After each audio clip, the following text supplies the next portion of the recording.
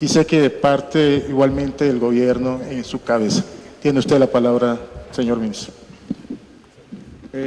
Gracias, senador. Muy buenas tardes ya a todos. Me siento como en casa en este debate con la academia. He tomado atenta nota de algunos de los puntos, no quiero responder a todos, es un poco, dijéramos, pretencioso hacer un inventario largo y tratar de tener opiniones sobre todo, pero quisiera decir 3 o 4 cosas sobre los debates que se han planteado aquí esta mañana, que son debates profundos, donde casi sobra decirlo, no tenemos soluciones definitivas. Muchos involucran aspectos no solo asociados con esta reforma a la salud, no solo asociados con la coyuntura, con este país y este momento, sino debates que han involucrado a la humanidad por siglos, diría yo. Se ha dicho varias veces que ningún país tiene un sistema de salud perfecto y que esta es una conversación que tal vez no tiene fin y que seguiremos debatiendo sobre estos temas porque en el fondo involucran preguntas sin respuesta sobre hasta dónde llega la responsabilidad del Estado, cuándo el Estado puede voltear la espalda y decir esta tragedia individual no es mía. Involucran preguntas fundamentales sobre hasta dónde llega el accionar del Estado, no solo la responsabilidad, sino dónde puede trazar uno esa frontera entre lo público y lo privado. ¿Dónde se traza la frontera entre el Estado o el gobierno nacional y los gobiernos territoriales? ¿Hasta dónde debe llegar la descentralización? ¿Cuáles son las competencias de unos y otros? Sobre los mismos temas, y aquí hay claramente también una pregunta fundamental entre lo individual y lo colectivo. A mí me preocupa, y lo pensaba ayer, cuando el doctor Francisco Rossi, creo que estaba por aquí, nos hacía una presentación sobre el tema de los medicamentos. Yo veía claramente en su enfoque, que es un enfoque de salud pública, un problema y un conflicto con los enfoques que hemos asumido en Colombia más basados en el derecho, que necesariamente involucra aspectos individuales. Y ahí veía yo un problema. Entonces no quiero hacer un inventario largo, pero aquí hay preguntas muy complejas. Y yo quiero decir 2 o 3 cosas sobre las presentaciones que se han hecho esta mañana. Empecemos con la ley estatutaria. Hay una opinión que yo creo que va a dominar el debate en las próximas semanas. Y es si tenemos que tener una secuencia clara. Primero la ley estatutaria que define el contenido del derecho, que nos dé define algunos de los principios fundamentales, y después la ley ordinaria. Así lo dijo el doctor Mario, creo que el doctor Francisco Yepes y Saúl también estaban de acuerdo como en esa secuencia. Pero yo creo que detrás de esa secuencia hay, si se quiere, y no quiero ser peyorativo, como una especie de ilusión, como si la ley estatutaria fuera a definirnos de una vez por todas ese contenido del derecho. Algo que he aprendido en estos debates en las últimas semanas es, yo planteaba incluso la ley estatutaria como el qué. Vamos a definir de una vez por todas ese contenido del derecho. No lo vamos a hacer. La ley estatutaria, cualquier cosa que hagamos, es el cómo para definir el qué. Y esa definición del contenido del derecho será necesariamente dinámica. Y la ley estatutaria que vamos a hacer, yo creo que es una ley que en el fondo lo que va a hacer es fijar unos mecanismos para que, como se ha dicho aquí esta mañana una y otra vez de manera colectiva y legítima, delimitemos el contenido del derecho y la responsabilidad del Estado. Entonces, allí no vamos a encontrar una respuesta definitiva, allí lo que vamos es a construir un mecanismo legítimo para, como sociedad, hallar esa respuesta. Y si eso lo entendemos de esa manera, creo yo creo que es posible dar los 2 debates al mismo tiempo, y los 2 debates no riñen, son 2 debates que pueden darse simultáneamente. Por eso yo no estoy tan de acuerdo en la secuencia que se ha planteado aquí esta mañana. No lo definimos de esa manera, yo creo que los 2 debates, por la misma crisis del sistema de salud, se están dando al mismo tiempo.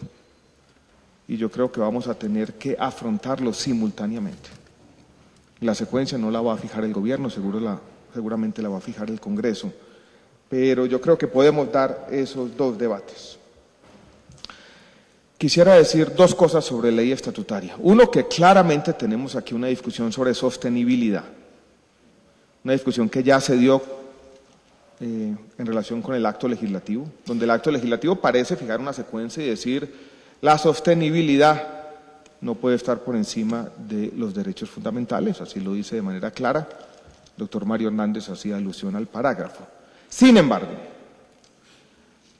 yo quiero decir lo siguiente, más allá de lo que dice la Constitución, nosotros tenemos que garantizar que nuestro contrato social sea coherente. Y en el fondo no debemos olvidar que la salud la pagamos todos, vía contribuciones, vía impuestos o vía gasto de bolsillo. Y no puede ser, porque yo a veces veo incoherencias en la sociedad, en las demandas sociales, que nosotros demandemos una salud muy superior a la que estamos dispuestos a pagar. Y yo creo que el debate de la reforma estatutaria también nos debe servir para ir buscando coherencia en ese contrato social, porque estoy de acuerdo que la ley estatutaria es eso, es un contrato social y tiene que ser coherente.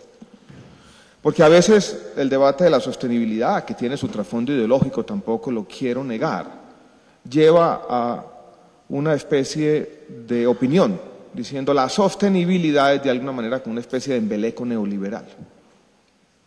No es eso. ¿Qué hacemos? Y los recursos son finitos. ¿Y qué hacemos si ningún país del mundo hoy puede pagar por toda la medicina que es eficaz? ¿Y qué hacemos si estamos enfrentando una gran presión tecnológica? Y los ejemplos son muchos, aquí nomás, en Estados Unidos. Las opiniones hoy sobre lo que está ocurriendo en los Estados Unidos son claras. Estados Unidos no tiene un problema de déficit fiscal como el que tienen los países europeos. Lo que tiene es un problema de costos de salud, que ya llegan al 20% de su Producto Interno Bruto. Y en esa definición del derecho yo creo que hay otra parte del debate, que fue evidente ayer en este mismo auditorio, y que no tiene que ver con la sostenibilidad, tiene que ver con otro tipo de preocupaciones, un poco más específicas.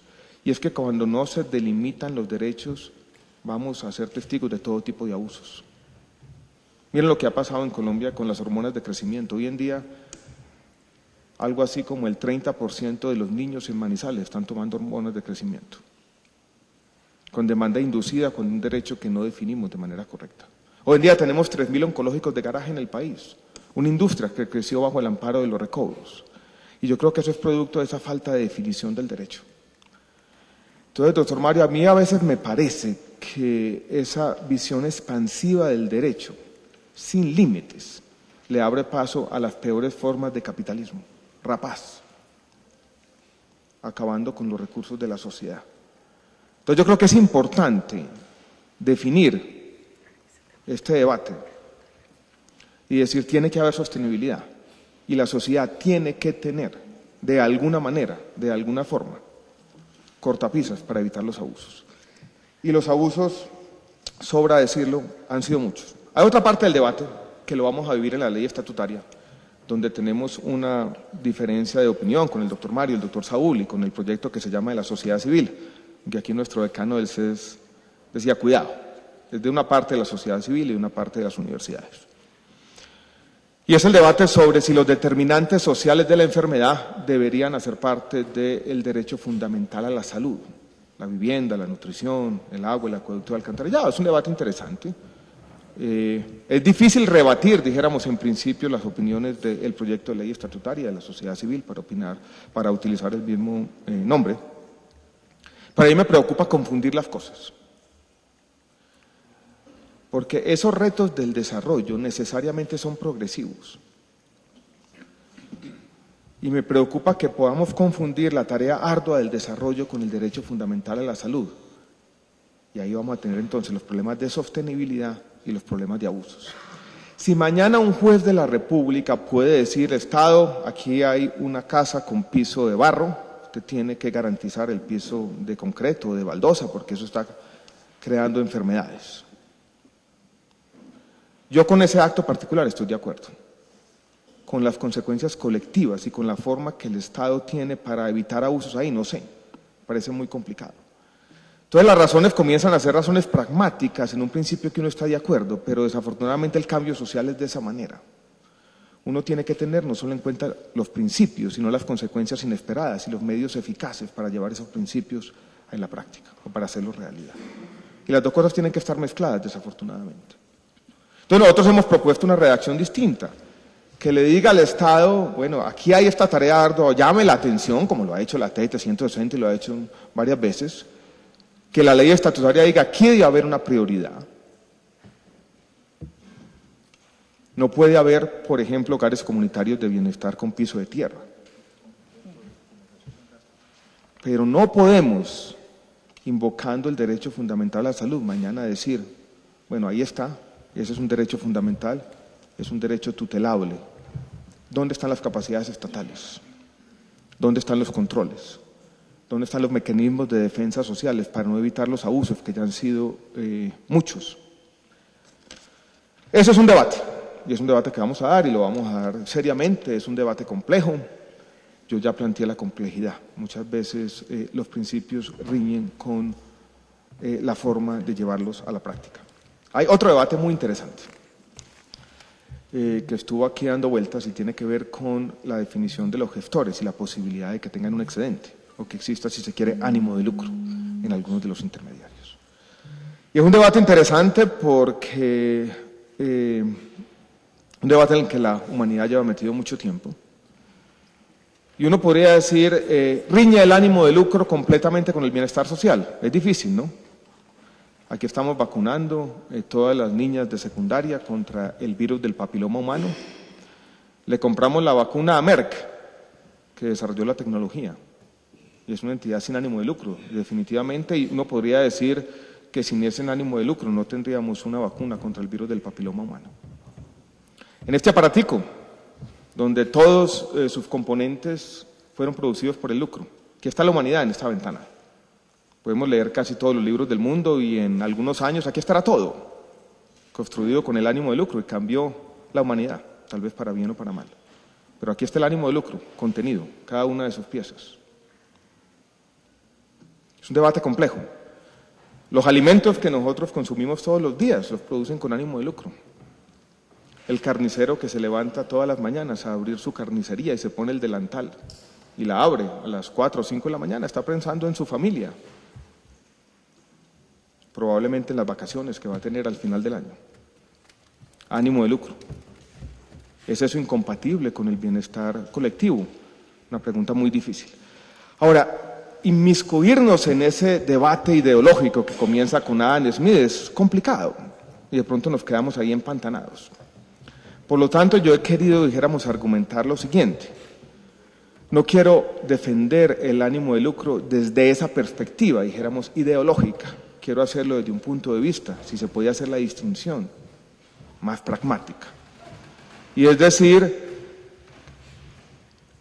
alguien va a tener que conectar los recursos que están en salud mía con los prestadores. Alguien va a tener que hacer esa tarea, lo podría hacer el Estado. Pero creemos que el Estado no tiene las capacidades y puede no tener los incentivos correctos para hacerlo. Entonces, cuando concebimos las gestoras, decimos, no puede ser solamente el ánimo de lucro, no puede ser solamente el incentivo para cuidar la plata, tiene que haber resultados en salud y tiene que haber incentivos, por eso creamos el reaseguro para no seleccionar solamente el riesgo, sino para hacer gestión de riesgo, como tiene que ser. La competencia entre pagadores conduce a la selección de riesgo, eso ya lo sabemos, miren lo que está pasando con los afiliados de Colpatria. Pero creemos que esos dos incentivos para gestionar y producir resultados en salud y para gestionar el riesgo, de pronto tienen que estar acompañados también con el incentivo para cuidar los recursos y para que el aseguramiento de alguna manera esté basado en una especie de división del trabajo. El Estado cuida una parte, los gestores cuidan otra. Y creemos que eso solo puede hacerse diciendo, ustedes se quedan con una parte, haciendo cierta socialización de los recursos, haciendo un monitoreo y un escrutinio detallado de los resultados en salud. Ahora, si alguien me dice esos incentivos se pueden garantizar de otra manera, yo estoy dispuesto a cambiar de opinión. Pero me preocupa, y ustedes ya me han oído el ejemplo muchas veces, pero no de manera sincera, no he encontrado una refutación clara, que volvamos a revivir lo que pasó con el sistema de recobros, y es que tenemos incentivos para la colusión, y los prestadores, y las EPS, y las farmacéuticas, todas se ponen de acuerdo para cobrarle al Estado.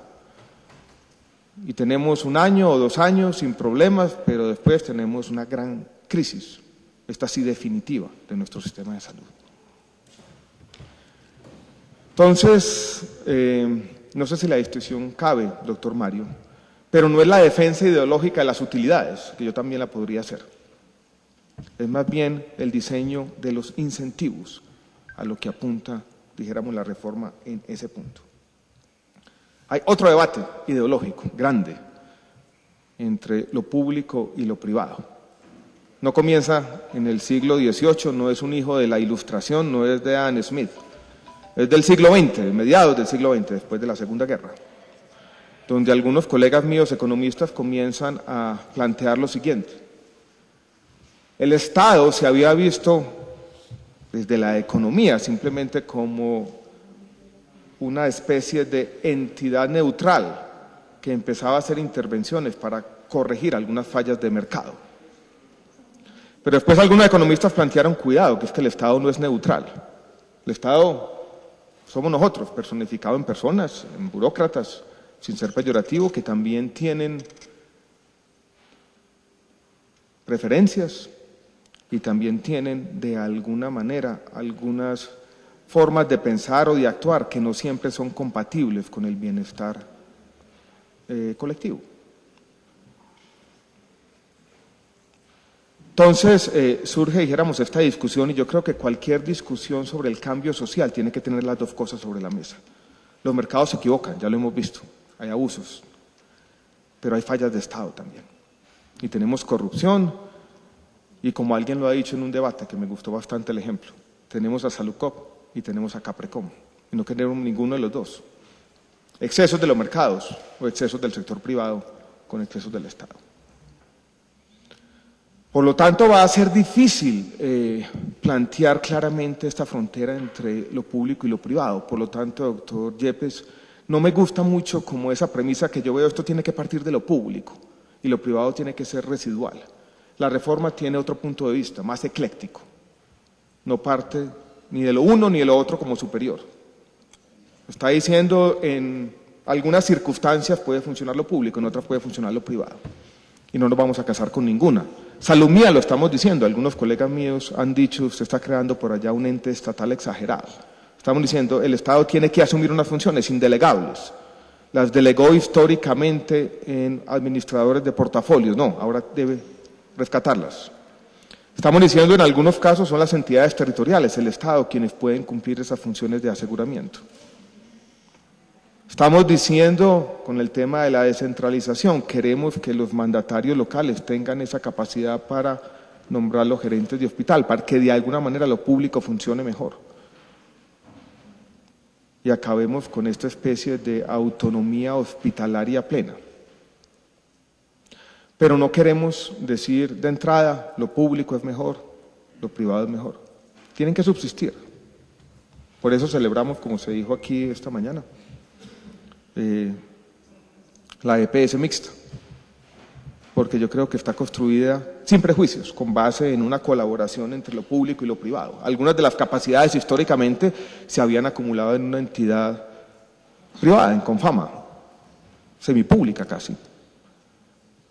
Pero la gobernación de Antioquia y la alcaldía de Medellín vieron que también tenían que ser socias, porque había un objetivo social compartido. Y yo creo que ese esquema, de manera filosófica, es compatible con lo que queremos hacer en la reforma. Pero si ustedes miran, estos son los debates más complejos, entre lo público, lo privado, el afán de lucro, hasta dónde llega la responsabilidad del Estado, y por eso esta conversación tiene que seguir y no puede tener fin. Pero, senador Delgado, ustedes están como Congreso en la posición difícil de tomar decisiones, porque en alguna manera no tenemos alternativa distinta a trazar la línea, a sabiendas de que esto es difícil. Otro debate grandísimo de toda la vida, el tema de la capacidad de pago.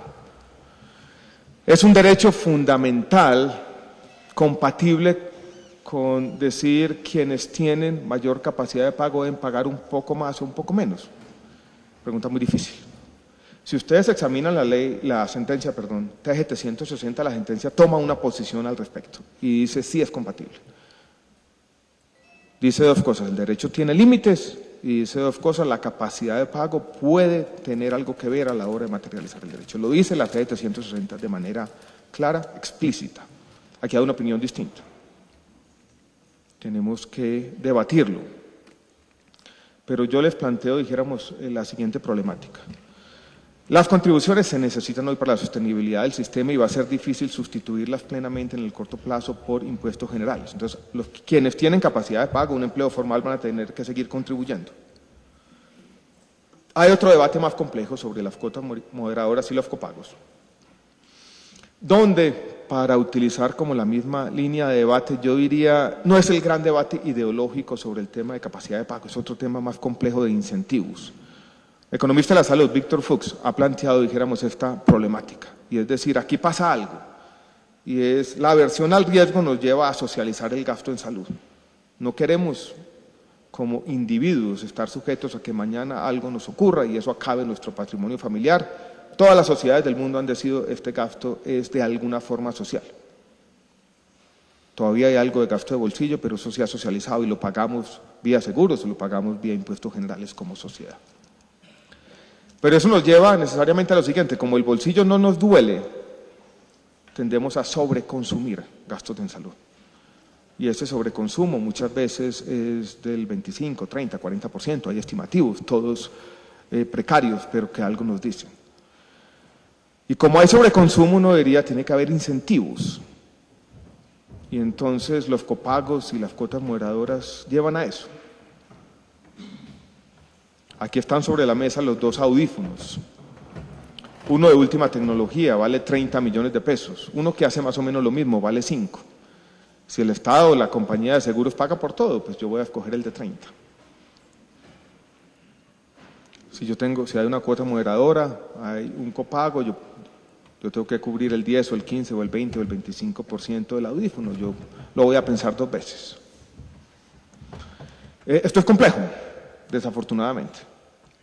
Y entonces, si eliminamos completamente los copagos o las cuotas moderadoras, no sé qué puede pasar con los incentivos. Si hay preguntas, no solamente son económicas, no solamente son incentivos. Yo tengo un amigo otorrino que siempre le plantea a sus pacientes la siguiente disyuntiva. Si usted tuviera que pagar de su bolsillo esta plata, ¿cuál escogería? Y la decisión es distinta. Entonces, no solamente está el tema de si el derecho fundamental es compatible o no con la capacidad de pago, que los ciudadanos tengan que pagar efectivamente, sino también está el tema de cómo damos los incentivos correctos también para contradecir, o los incentivos correctos mejor, para garantizar cierta sostenibilidad. Hay una idea que la voy a tratar de articular, no la he pensado muy bien, pero veo, doctor Francisco y doctor Mario, una especie de contradicción en este esquema que ustedes plantean, porque el esquema, dijéramos, tiene como 2 pilares. Un pilar es muy basado en lo estatal, muy, dijéramos, de decir, no son los individuos tomando decisiones autónomas, sino lo llevamos mucho al Estado. Pero eso al mismo tiempo se plantea con un modelo de autonomía médica plena, confiando en la autorregulación. Es como si uno desconfiara de todo el mundo, decir el Estado hace muchas de las cosas, pero solo vamos a confiar en un individuo, en el médico. Y los médicos son los únicos agentes de la sociedad capaces de autorregularse. Quienes manejan, o quienes fueran a manejar otras partes, dijéramos, del negocio, no. Esos señores de los gestores o de las EPS, esos no pueden autorregularse, esos simplemente tienen un apetito de lucro infinito, y los otros agentes de la cadena tampoco. Y en el fondo somos seres humanos, todos. Entonces ahí veo yo, dijéramos, en un modelo donde uno tiene todos los recursos en salud mía, 26, 30 billones de pesos, y uno le entrega a los médicos la chequera y les dice, ustedes señores tranquilos, yo sé que ustedes se autorregulan, de alguna manera entronizan un principio moral, están por encima éticamente de todo el mundo, giren, y yo confío en ustedes. Ojalá, pero vuelvo, dijéramos, con el tema de los incentivos, no sé si eso funcionará. Y la historia reciente de la humanidad nos ha mostrado que la autorregulación es una utopía. Entonces, es una parte de la conversación, lo dejo allí casi, si se quiere, como una provocación. pero vuelvo y repito, ahí veo una pequeña contradicción. Quiero terminar con lo siguiente. Estas conversaciones nos han servido para tomar decisiones y hacer algunas enmiendas y corregir algunos puntos. Vamos, ya lo he dicho, pero lo reitero, a decir en la ley ordinaria también que la salud es un derecho fundamental. Vamos a borrar el famoso numeral X del artículo 4. Vamos a ir corrigiendo algunas cosas de las redes como están, porque le hemos dado mucho poder a los gestores, más de la cuenta. Yo he dicho que aquí no puede haber tampoco un modelo de libre adscripción. Ustedes han planteado el tema de las redes integrales de servicios de salud.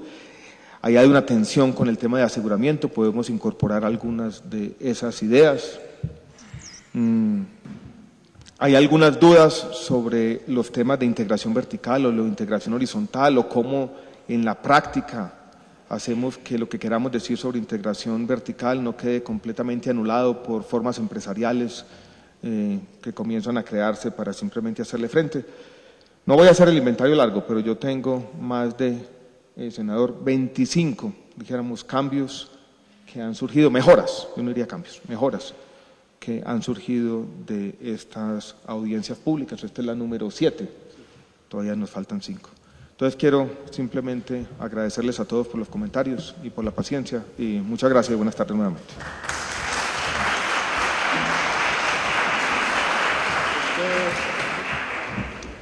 A usted, señor ministro.